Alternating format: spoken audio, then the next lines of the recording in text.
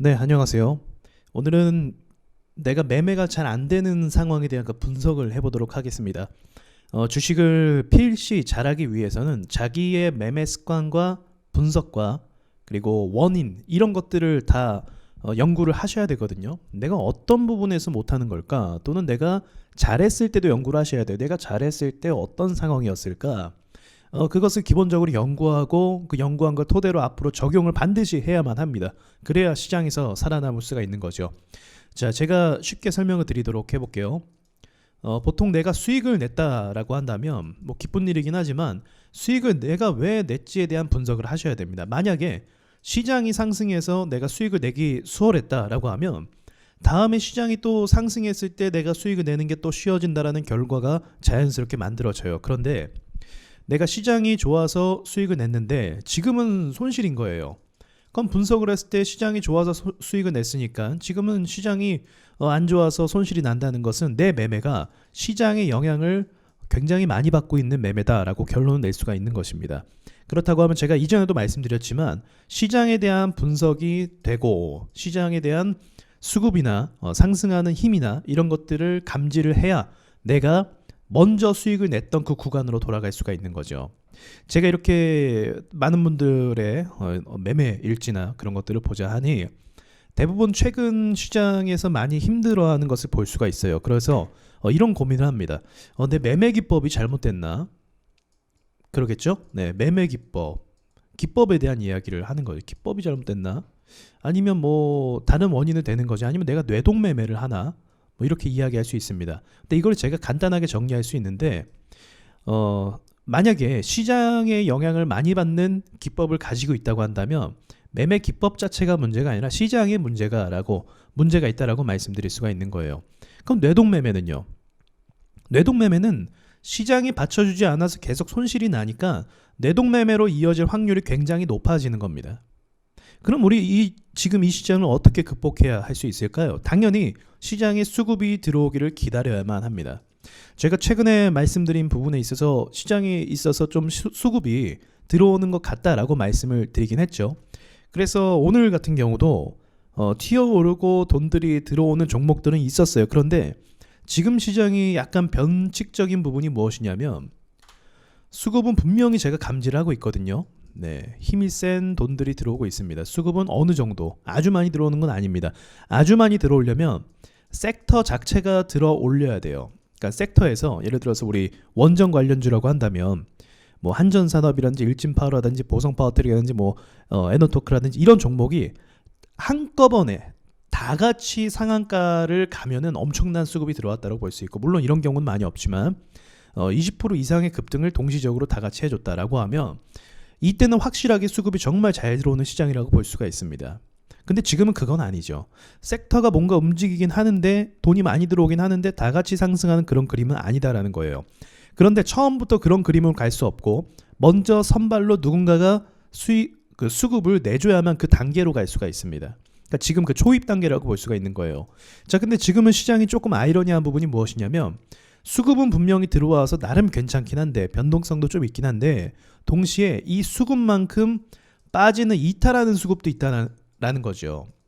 돈이 들어와서 올리는 순매수가 있다고 한다면 또 반대로 순매도도 굉장히 많이 발생을 하고 있다. 그래서 이 매수와 매도와의 치열한 공방전이 아직도 안 끝났다라고 정리할 수가 있습니다.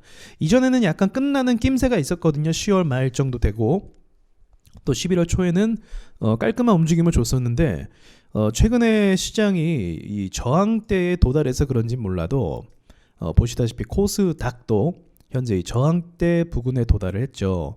이 저항대 도달을 해서 그런지 몰라도 움직임이 굉장히 강하게 밑으로 내려 꽂는 차트 모양들이 많이 나오고 있다는 거죠. 그래서 이런 것들을 고려해 봤을 때 내가 현재 매매가 좀 힘들다라고 하면 현재까지는 이제 시장의 영향권 안에 있기 때문에 힘들다라고 볼 수가 있습니다. 시장에서 좋지 않은 영향권 안에 있기 때문에 특별히 최근과 같은 장중에 급락이 자주 나오는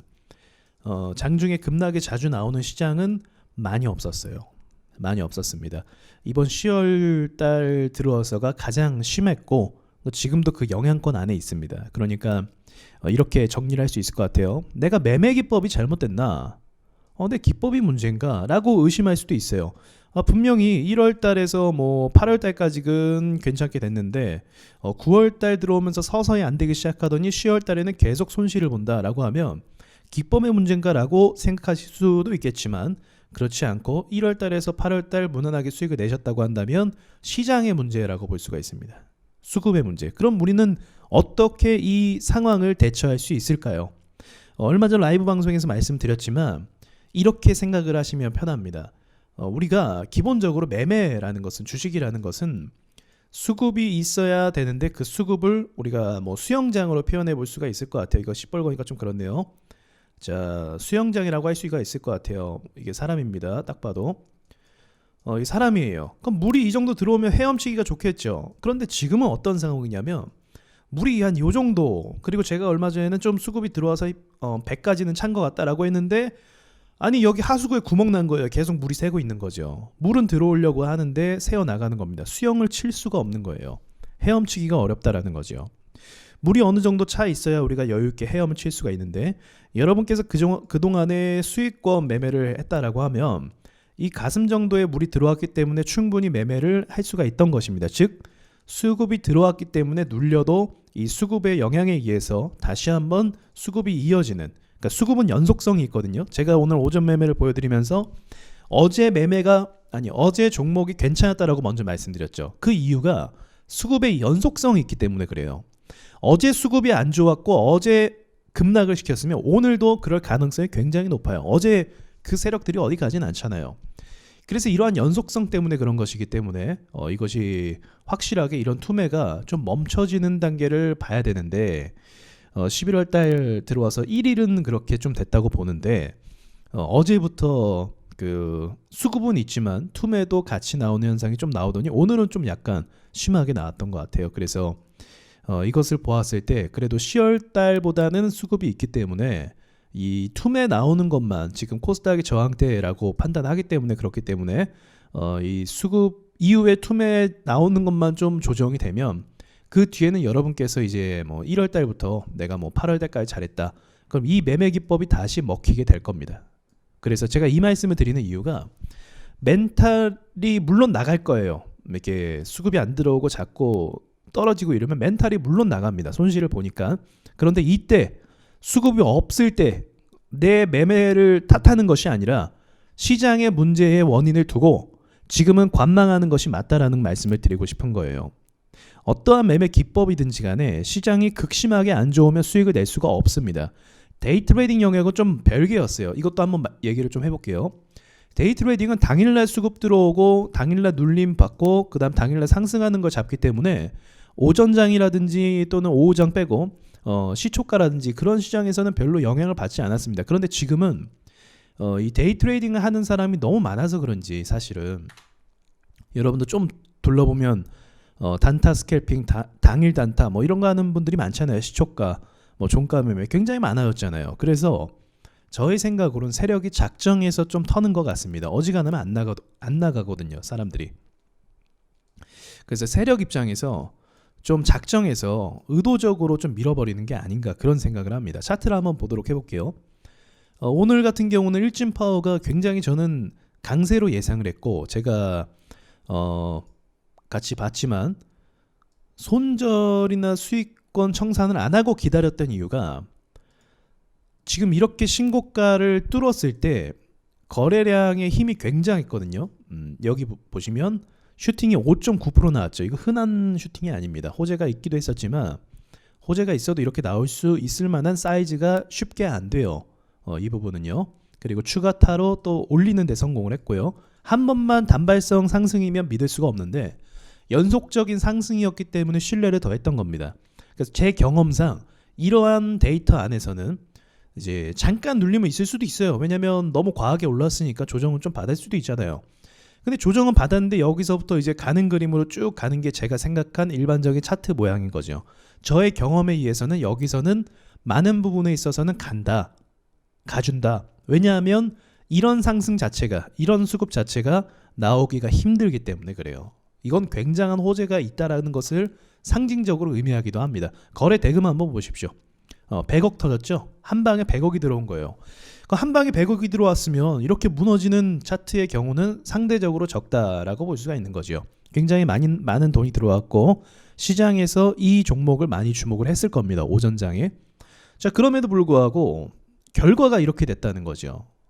수급이 거래가 아예 안 들어왔어요. 그러니까 기술적 반등이라고 해서 세력들이 한번 중간에 슈팅을 쏴주는 것조차도 안 들어왔어요. 그럼 이건 어떤 거죠? 이런 모양을 만들어내면 개인 투자자나 여러 투자자들이 굉장한 극심한 스트레스와 공포에 달하게 됩니다. 이 모양을. 세력이 일부러 이런 모양을 만든다라고 1차적으로 볼 수가 있는 거예요. 어지간하면 호재가 있기 때문에 반등이 나올 수도 있다라고 볼 수가 있는 거죠. 얘뿐만이 아니죠. 오늘 한솔 로지스틱스도 굉장히 강했습니다. 약하지 않았어요. 약하지 않은 상태에서 5천원짜리 주식이 굉장히 큰 폭으로 상승해서 거래대금을 터뜨렸는데도 불구하고 갑작스러운 마이너스 4% 투매. 이렇게 투매가 또 나오게 되면 어느 정도 받아줄 수도 있어요. 살짝 올라왔지만 받아주고 나서 또 투매라고 하는 건 이건 거의 작정했다라고 볼 수가 있는 거죠. 뭘 작정이냐?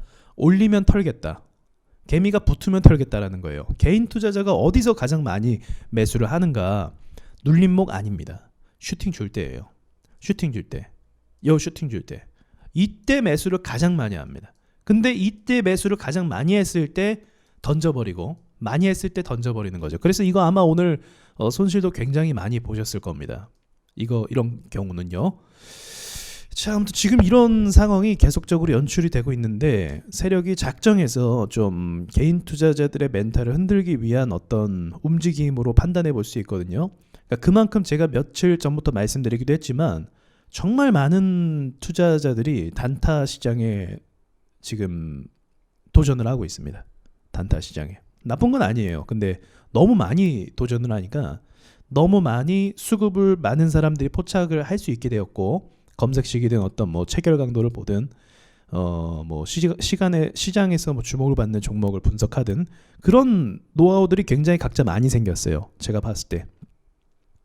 그러다 보니까 세력 입장에서도 피곤하겠죠. 좀만 올리면 투자자들 붙고 좀만 올리면 투자자들이 붙어 버리니까 아마 굉장히 많은 세력 입장에서도 고민을 할 겁니다. 어쨌든 주가를 원하는 가격대로 올려야 되는데 올리는 거 쉽지 않은 거예요. 그러면 어떻게 해야 되냐? 세력 입장에서는 개미를 확실하게 보내기 위해서는 급락을 정말 세게 보냅니다. 급락을요. 그냥 보내면 안 나가요. 투자자들. 버팁니다. 정말 세게 정신을 혼미하게 만드는 급락을 많이 만들어내거든요. 그래야 어느 정도 물량이 많이 덜어지고 팔 수 있게 됩니다. 공포감을 준다는 거죠. 공포감을 주기에 딱 좋아요. 오늘 이 움직임도 똑같잖아요. 시장도 전체적으로 밀렸고요.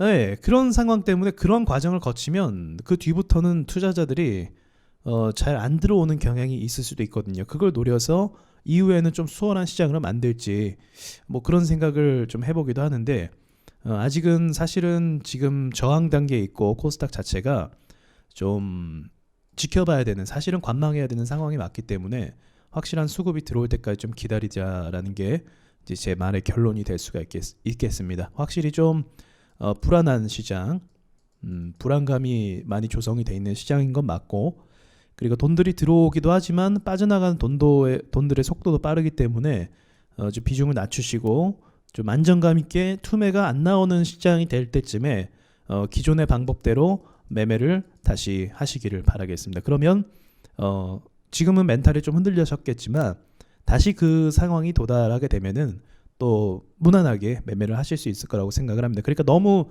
지금 시장에 스트레스를 받지 마세요. 물도 없는데 헤엄치려고 하면 그건 좀 무리가 있는 거잖아요. 그러니까 확실하게 테마나 섹터가 오르는 걸 보고 하셔도 늦지는 않습니다. 저 같은 경우는 이제 여러분과 방송을 하고 계속 시장에 대해서 이야기를 하다 보니까 아무래도 뭐 지금 좀 수급이 들어왔다, 지금 좀 아니다 이렇게 이야기를 좀 할 수밖에 없잖아요. 근데 확실한 수급이 들어오면 제가 좀 말씀을 드린다고 또 했으니까 일단은 좀 지켜볼 수밖에 없는 것 같아요. 전 11월 달을 좀 예상을 했는데 확실히 11월 달이 10월 달보다는 돈들이 세게 들어오는 건 맞아요. 그러면 이제 이번 달 뭐 중순까지를 보면은 결과가 나오게 돼 있어요. 제가 이전에 말씀드렸지만 지금 어쨌든 코스닥이나 코스피나 방향을 정해야 됩니다. 미국장은 상승으로 정했잖아요. 우리나라 시장도 정해야 돼요. 그래서 그 정한 것의 결과가 이번 11월 달에 나올 거라고 전 보고 있습니다. 그러면 수월하게 상승으로 우리가 수익을 볼지 아니면 밑을 바라봐서 우리가 현금을 더 많이 확보할지 그것이 이제 이번 달에 결정이 된다고 생각을 합니다. 단타는 사실 이렇게 많이 눌리면 또 기술적 반등이나 이런 것들이 있기 때문에 뭐 못할 건 아니에요. 지금 시장이. 근데 데이 트레이딩과 그리고 수익 매매 이런 부분에 있어서 제가 좀 말씀을 드리고 싶은 거였습니다. 자, 정리가 좀 되셨길 바라면서 시장이 정말 참 힘든 거 시장이 지금은 부정할 수 없게 힘들다라는 거를 좀 말씀을 드리면서 너무 기죽지 마시고 시장이 좋을 때 또 잘할 수 있다라는 희망을 가지시고 매매를 하시면 좋겠습니다. 마치겠습니다.